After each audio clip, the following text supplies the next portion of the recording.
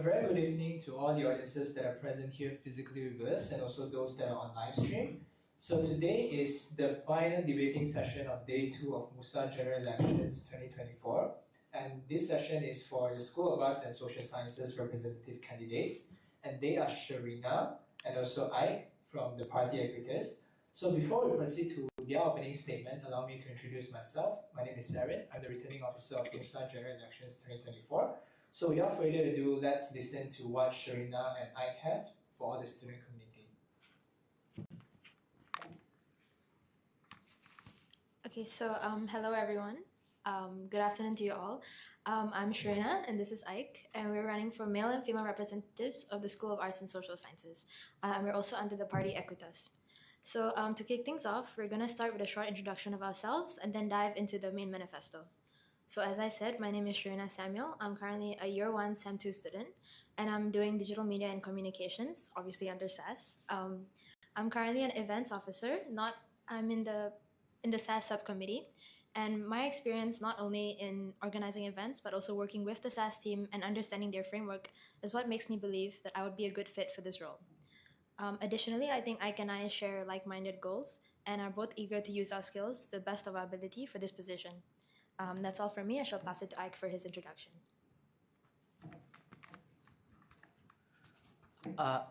Sorry. Hello. My name is Ike. I'm from Bachelor of Arts and Social Sciences. I major in Global Studies and Communication. Like Sharina, I have also experience as the event officer for Ensemble and the publicity officer for Monash Mental Health Ambassadors MHA. So with that introduction, I will now delve into our manifesto. So first we have your well-being. So as student elected representatives, your well-being is our priority. We understand that as students who has gone through these challenges, that uni life can be difficult and that we will try to strive to prioritize your mental and physical well-being. This is from managing stress to mental health awareness. Now, the key objective of our manifesto is to enhance the diluted connection between students and school reps and the broader school staff. As the mandatory link, we commit to creating active awareness for students as well as members of our committee, our team, to articulate their sentiments regarding the relevant matters and transmitting this to the relevant faculty sections. And finally, we have equity, diversity, and inclusivity. So adhering to the Monash EDI framework, we intend to create a student-led environment where our peers are respected, represented, and empowered. That's all for our introduction. All right, so now, before we proceed to the next session, I just want to give everyone a reminder, especially the live stream audience. If you have any questions they would like to ask the candidates, please feel free to type in the chat box where we'll be addressing your questions afterwards. But now we'd like to invite the current School of Arts and Social Sciences representatives, Kenny and Kiara, to the stage to provide their questions to the candidates.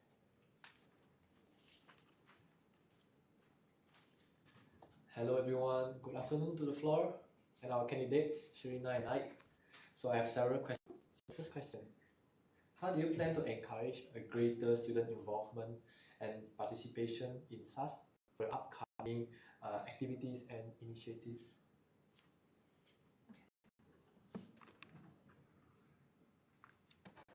So first of all, I think that I'm aware that SAS is relatively a smaller school, but I would say that we are a very connected community.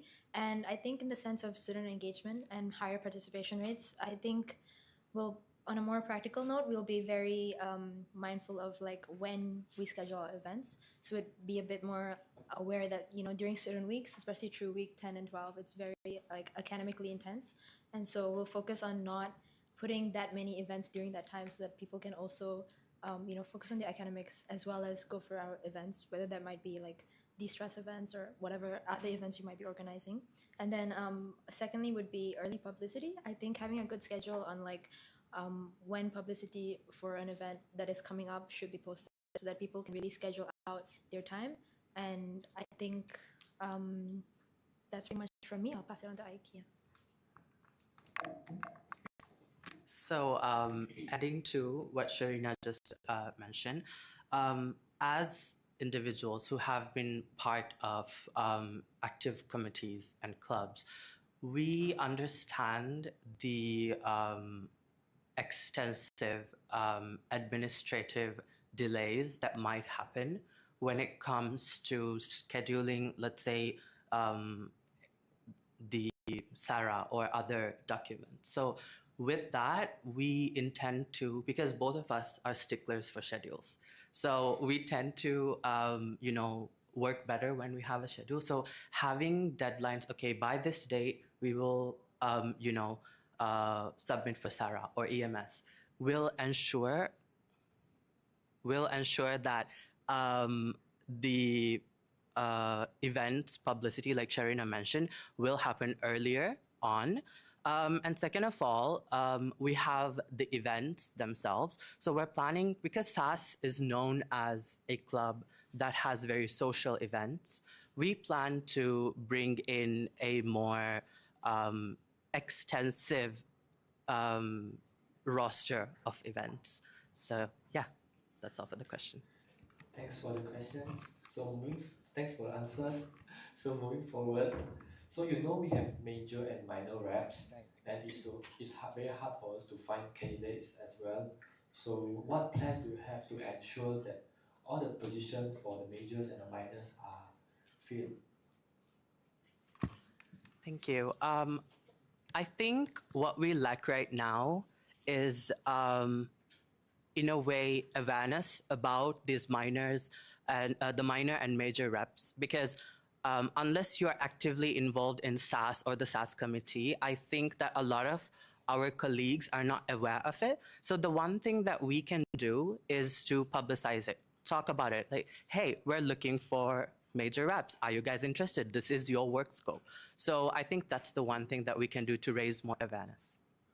And I think just to add to that, I think especially with the October intake that's coming in, I think really targeting that group as a new bunch of students who are coming in. I know they might be a bit unsure to join SAS, but I think if we market it as a good opportunity for them and give them details about the scope of the job, I think it would make it easier to find people who are willing to fill those positions. So yeah. Yeah, thanks so much. The proposal. I hope that idea you have will really kick off when you are running. Moving forward, based on your first manifesto regarding students' well-being, how will you ensure that your initiative move beyond raising awareness and actively provide accessible and long-term support to students that are facing mental health challenges? I think the one thing we would like to establish is a more direct connection with the students. So we have planned one day of the week for an hour or so to open up our office so that they can come in and talk to us. So I think us as school representatives, we're not just here to hold events so that you guys can have fun and relax. We're also here to listen to your problems. What do you have to say? What are you going through? Because if you're, let's say, from October intake, we, struggled with that period of having to, get used to the uni environment, because coming from, let's say, from high school or from a foundation, environment, this can be quite an adjustment. So that's one thing that we're planning to do. And another thing is having a active anonymous mechanism for them to voice out their concerns, because sometimes you might have concerns that you do not feel, the most comfortable telling us face to face. So that's what we're planning to do when it comes to student well-being. And in addition to mental health, I think another important aspect that ties into this is the academic aspect of this, because sometimes the mental health deterioration that occurs is a result of your academics. So what we're planning to do is, let's say you're an year one student. I'm pretty sure if there's a lot of SAS students here. We all struggled with our course plans when we started. We did not know what majors to go into, what minors to take, because compared to other degrees, ours is a rather broad degree. So us as school representatives, we're planning to cater to that, to give you a better understanding, and to, guide you through this journey. Yeah, that's what we have in mind. I think I covered pretty much all the points, but I think small addition would just be that to really present ourselves as representatives that are equal to the student body, so that like any student feels comfortable to just come up to us, whether that be like, like we said, like having discussion hours in our office, or whether that be just seeing us and then just reaching out like, hey, I have a problem, like, can you help me? And then we can do, like, again, we're the mediatory link, right, between the students and the faculty. So doing our part to like bridge that gap and help students any way that we can. So yeah, I think that's pretty much it. Yeah, thanks for the answer. I'm glad that you all have a deep understanding and insights for this specific topic. So last question from me. Based on your manifesto again, the point about transparent communication, how will you ensure that this increased transparency leads to actual change rather than creating more avenues for feedback that may not be acted upon? Okay, so like we said, for active feedback, we do plan to set up like this anonymous platform that people can just reach out their concerns and put it there. So we like directly we're gonna like mediate this platform, and we're gonna look through all the concerns, whatever they may be, whether that be academic related or not academic related, and so reach out to the people. I mean, not really reach out directly because we don't know who they are, but to address these concerns, I think at least once a week we'll go through all of them, and whatever major issues that we see, especially reoccurring issues, like if we have multiple complaints about a specific unit, we'll bring that to the faculty members and whoever is responsible for like whoever is like in charge of that unit, and we'll do our part to actively make a change in that sense. So yeah, you wanna add? Okay, yeah, I think that's all. All right, great answers. So I think that's all for me. Can I will ask you a question, Samo? Sorry. Okay. So my first question is for Serena. As someone who was in 2024 SAS committee, what are some of the improvements or things you would like to maintain if you were to get the role? I think we really do have a pretty good framework right now in SAS, like the way that things are run and the way things are done. I think definitely we have a good setup, a good base to work from.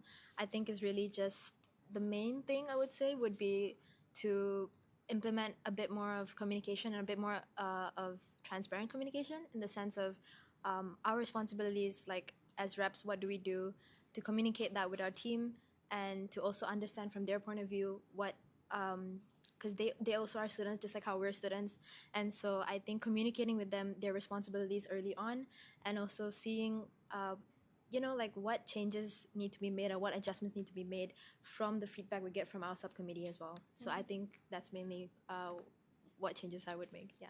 Great. And now this question is for Ike. As you weren't part of the committee, but you were part of clubs and societies outside, in Monash. So I'm assuming that you have like an outside perspective of how things work within CNS. What are some changes or initiatives that you would bring to the team? So the one thing that I've noticed about SAS is, again, to reiterate, we're a very social club. I think because we're, if not the smallest, one of the smallest schools on campus. So we have a very extensive network that's very interconnected. So we tend to have a lot of social events. But every time there's, let's say, a career fair or an academic event, it's specifically almost always targeted for School of IT, School of Business. Because I know a lot of my friends who are currently doing their internship who are struggling with finding internships. So the one thing that after discussing with Sharina, we would like to bring in is as I mentioned, a more variety of events. So let's say you're in someone and you're coming in. Of course, the change is going to be drastic. You do not know, let's say, how to do bibliography. To this day, I struggle with bibliography. I'm pretty sure we can all attest to that. And when it comes to, let's say, we have a lot of journal articles to read, and that is a form of art, if I say so, because you have like, what, 10, 12 journal articles to read per week. So we want to establish a, let's say, workshop sort of event where Sem 1 students who are coming in are able to, learn how to do bibliography correctly. Because it depends on which type of bibliography you're using as well. How to read journal articles correctly, because that 1 year period that you take to get used to, by the time you get used to, your GPA is low, you're struggling. So just to make things easier, to make the transition easier, that's one thing that we would establish. And when it comes to year 2 and year 3 students, we would like to have more career-focused events, because I think we're so used to the idea that, lecturers are here just to teach us things. But no, they're also here to guide us. So we want to have events where we collaborate with our lecturers to give information on what are the career prospects. Because you might be an individual taking gender studies, but you might also be able to find work in, let's say, an international relations related field. So just to make their jobs easier when it comes to finding an internship, so that they don't have to think over, what are the fields available for me? We want to make that easier for them. So I think as someone who, saw SAS from an outside lens without, knowing the internal workings of it, that's one thing that I would like to, bring into SAS. Yeah. Right. And my last one would just be, what are some things that students can look forward to if you were to get the role? Both of you. I think, again, as we've really mentioned, would be academic events, just to reinforce that idea, because, again, SAS, we have such a broad scope, right? Like, for example, if it's like, like School of Engineering or IT, it's a pretty straightforward path in the sense you do engineering, what are you going to become? An engineer. Like, that makes sense, right? But when you have a bachelor's in social sciences, what are you going to do? And it's such a broad range. We have communications, we have gender studies, we have film. So I think one thing to look forward to is like really a more academic prospect on our events. And then also we're gonna definitely maintain like the de-stress events that we had. For example, I think this year art therapy was pretty popular. So I think really maintaining those events, especially during the weeks where, not during the final weeks, but maybe in the middle of the semester where things are starting to get a little busy, that as well. So yeah, and I think just a more open and accepting SAS. Yeah, so that's what we bring, I guess. Yeah. Thank you. Thank you, guys.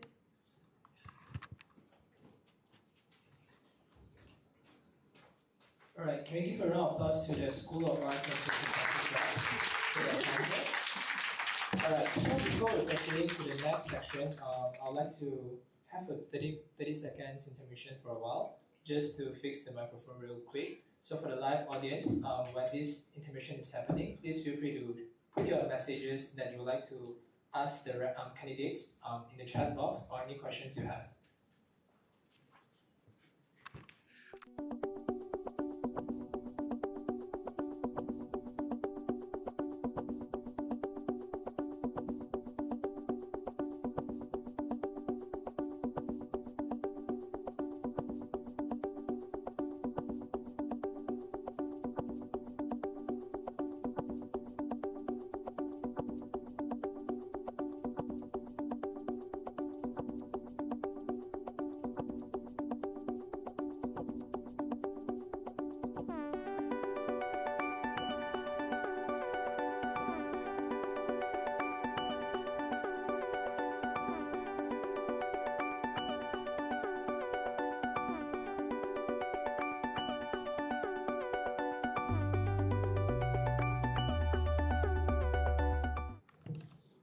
Alright guys, thank you so much for the patience. Welcome back to the debating session.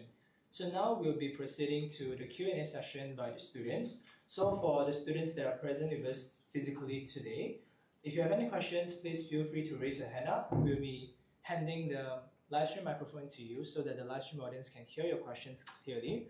So is there any questions from The last few one is? Okay, there's one.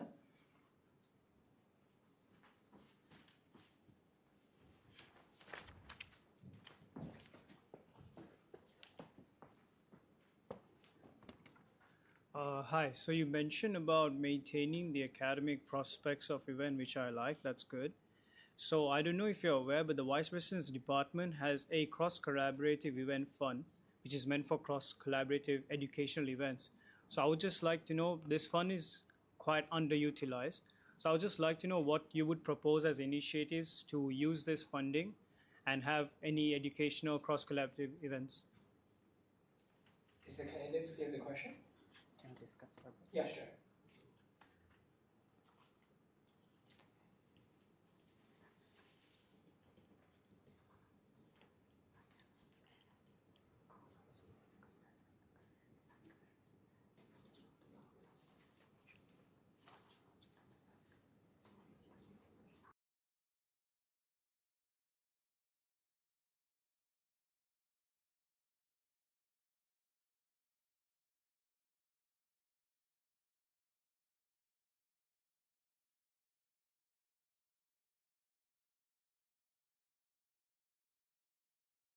Okay, so like, if I'm not mistaken, it's fund for academic workshops, right? Or academic purposes. Is that right? Yeah. So I think, as you mentioned, because we have plans to have both academic workshops when it comes to bibliographies and things like that, and then secondly, also career events for SAS students, which is not something we've really explored before. So I think organizing both those events will definitely have a lot of cost because we're going to look into bringing in people, whether that be Monash alumni or like other people who worked in fields that are related to like SAS majors or minors. So I think that would also, definitely be a cost. So I think we can use the fund for that. So that is basically, yeah, that's what we intend to use for the fund for. Yeah. Okay, is there any follow-up question? Well, actually, you didn't answer my question. My question was like, this funding is meant for cross-collaborative events. So what initiatives do you have for cross-collaborative events with like other schools? So when it comes to cross-collaborative events, I think we already have a quite good repertoire with School of Medicine and Health Sciences. In addition to that, School of Business as well. So we are looking forward to maintaining this link that we have with both these schools and to translate it into an academic environment as well. Perhaps an event where both business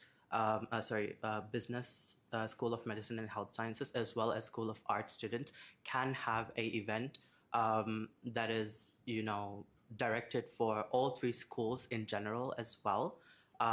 So of course, we're up to discussion about, how we would or how or what we would want to target the event towards, but definitely we're looking to have collaborative events with those two schools, whether it's social or academic.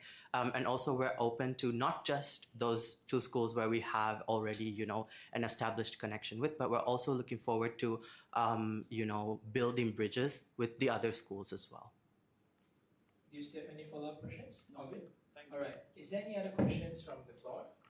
If you guys are shy to ask the questions, you guys can just click in the YouTube channel and just ask your questions through the chat box there. Or if you guys want to ask the question, you guys can raise your hand up and we'll pass the mic to you. Is there any questions from the floor?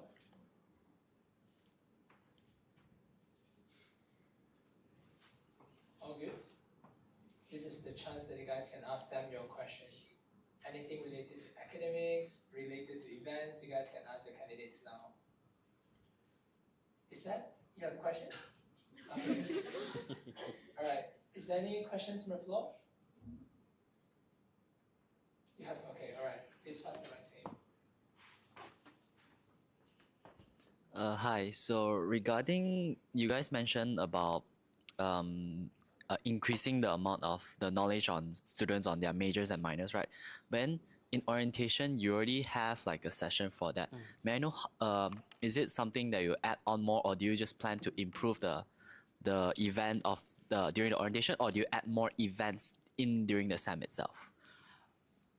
Thank you, Vin. I feel like the mandatory session by SAS yes, you do get quite a lot of information from it. However, once you get into studying, once you delve into, you know, the units, then you start to realize maybe this, first choice that I have is not the best for me. Maybe I'm not interested in this. And once that happens, then you have an extensive network to go through in order for you to book that session with, let's say, the relevant authorities in SAS. But with this, we'll be having it once every semester or so, because there's a new intake every semester. So you get to reevaluate, you get to, study through, find out what your interests are, and then ask the relevant questions. So we're not just providing it as a once, in a, semester type of thing like the mandatory session. In addition to that, because of how early the orientation is held, a lot of international students do miss it. So maybe it's the visa, or maybe they're just unable to because of the circumstances. So given that they are missing such an important session in regards to their majors and minors, and even though they are given these information, a lot of us, perhaps because we're so busy making friends, at least for me, I was so busy making friends in the first, few days of university, it was so difficult for me to get a grasp on it. So I had to go on my own, ask my, friends who are from other semesters, get more information, and then, decide on what are the majors that I wanted. So we're just making your work easier for you instead of, going through a elaborative network, and just in case that you might have missed it or have any other additional questions. So yeah. I think just to add to that a little is I think orientation, again, like Ike said, it's very early on and it's also very overwhelming. I feel like, especially for international students, if you're here for the first time, new country, new place, new people. So it can be really hard to suddenly focus and be like, okay, this is what I want to do. This is the major or minor I want to go into. I need to pay attention. So I think it's a little hard to like already be so focused. And also, again, like you're new and so you're mainly focused on making friends or doing other things like settling down. So I think it's not the best period of time for people to really focus on like their academic and the academic aspect of it. So yeah, I think that's why we've decided to set up like every semester type of events and also make it easier for them to just access that information that they may need. So yeah, I hope that answers your question. Do you have any follow-up question? Is there any other questions from the floor they would like to ask the candidates? Or any suggestions to the candidates for their candidacy as well? Nothing? Then we will proceed to the next section, which is the closing statement from the candidates. So for this section, the candidates will summarize the key points they have made in the debating session and also tell the student community why you all should vote for them. So whenever you guys are ready.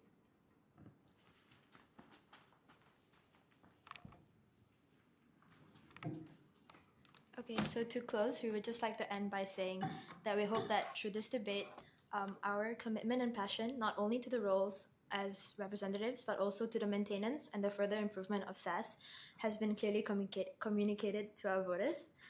Once again, we're dedicated to improving your well-being, implementing transparent communication, and fostering an equal, diverse, and inclusive space for everybody. So we are here to represent you, by the students, and for the students. Thank you. Alright, once again, please give another hand round of applause to the candidates of School of Arts and Social Sciences. And I'd like to say a huge thank you to everyone that's present with us today, both physically and also on the live stream. So that's the end for day 2 debating session. The next debating session is going to be on tomorrow. The first debating session will be Head of MUSA, which will be happening from 1 to 2 p.m. tomorrow. YouTube channel will be live stream as well. So please make sure to stay tuned and watch the live stream if you're unable to make it. But if you can make it physically, please do so. Because you'll be at the same venue, LT3132. And that's it from us today, and hope you all have a good day.